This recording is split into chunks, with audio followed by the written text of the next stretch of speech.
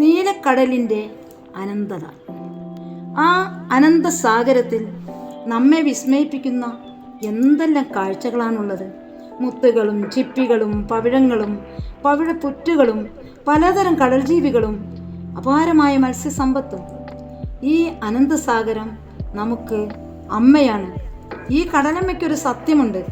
എന്താണെന്നല്ലേ? ഒരു ജീർണതയും യാതൊരുവിധ മാലിന്യവും അമ്മ സ്വീകരിക്കുന്നില്ല.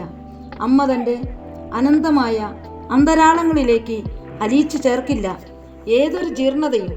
ജഡാവസ്ഥയിലുള്ള ഏതൊരു വസ്തുവിനെയും, അത് മനുഷ്യനാവാം, നീലത്തിമിംഗലമാവാം, തൻ്റെ അത്ഭുതകരമായ വൻ തിരമാലകളാവുന്ന ശക്തമായ കൈകൾ കൊണ്ട് പുറത്തേക്ക് വലിച്ചെറിയപ്പെടും.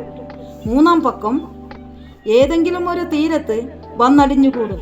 സമുദ്രം സ്വയം ശുദ്ധീകരിക്കുന്ന കാഴ്ച നമ്മെ അത്ഭുത സ്തബ്ധരാക്കും. ഈ ഒരു പവിത്രത നാം നമ്മുടെ ജീവിതത്തിലും അനുവർത്തിക്കണം, അനുകരിക്കണം.